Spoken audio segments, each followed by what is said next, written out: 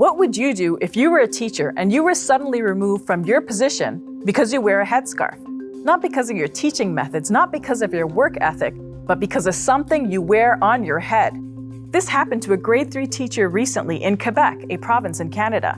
Yes, I'm talking about Canada, that magical place of tolerance and multiculturalism that everyone loves so much. Fatemeh Anvari was very well liked, so people are rallying around her, including her young students. The school board said it had no choice but to comply with the law, even if it didn't agree with it. That law is Bill 21. Bill 21 means that Sikhs wearing turbans can't serve as police officers. It means a Muslim wearing a headscarf can't become a judge. It means a Jew who wears a kippah can't be a teacher. And if a woman wears a niqab, a face covering, forget about it. She can't even access some public services.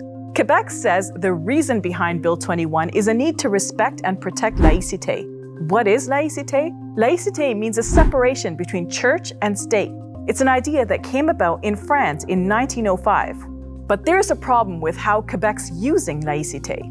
You see, the whole point of laïcité was to protect citizens and public institutions from the influence of organized religion. In Quebec, just like in France, laws were passed to disentangle the state from the Catholic Church and protect the people from a religious majority. But with Bill 21, Quebec isn't concerned about dismantling a powerful religious institution. Instead, it's limiting the access and opportunities of minorities who are already disadvantaged and at the margins of society. Unlike the Catholic clergy, these minorities don't have control. So it doesn't make sense for Quebec to use the same approach with them as it has with the Catholic Church. And let's be clear, the state isn't separating itself from religion here. It's getting involved in the religious decisions of ordinary citizens. It's dictating what people must wear to be a part of society. That brings me to another problem with Bill 21. How does it make sense that we're judging people by their outward appearances in the 21st century? Shouldn't Quebec be concerned about what's going on inside people's heads, not what's on top of them? The premise of Bill 21 is that people wearing turbans, kippahs, or headscarves can't act impartially in their jobs. They'll impose their views on others. But all sorts of people wear religious clothes. How can anyone assume they'll all act in a particular set way, or even that they're any less neutral than people who don't wear religious clothes?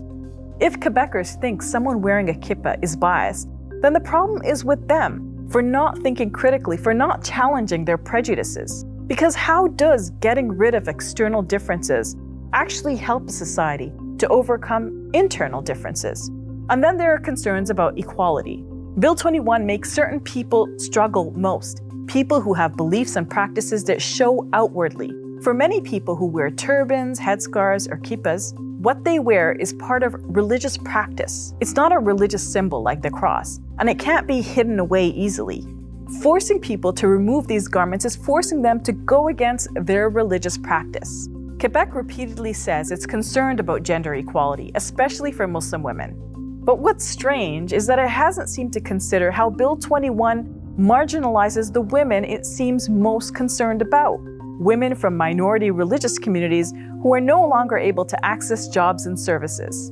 It's hard to understand how taking away their financial autonomy and independence will lead to gender equality. Already, religious minorities have found ways to adapt. Some have left the province. Others are working in private institutions. Still others are removing their religious clothing to comply with the law. And of course, they're doing what they can to speak out and build a public consensus to change the law. What's most tragic about this situation is there's no easy way forward. You see, Quebec has always had a very rocky relationship with the federal government.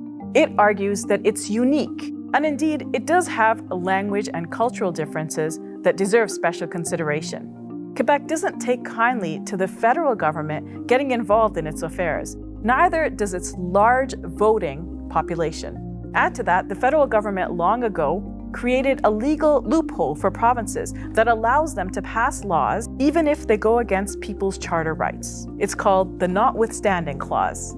It's only supposed to be used in extreme circumstances, but guess what? Quebec is using this very loophole for Bill 21. For these reasons, the federal government is reluctant to get involved. Federal political leaders have gone to great lengths to avoid comment, though some have been brave enough to express discontent, and more of them are speaking out. Here's what Prime Minister Justin Trudeau has to say.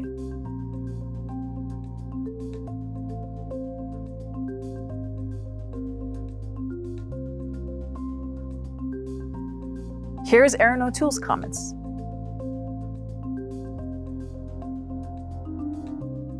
Here's NDP leader Jagmeet Singh.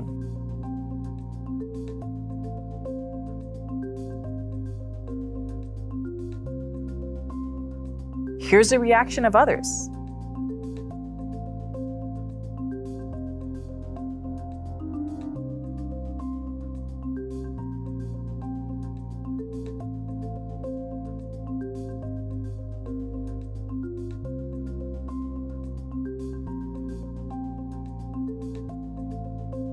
For the most part, though, our political leaders are content to sit back and let the courts deal with it.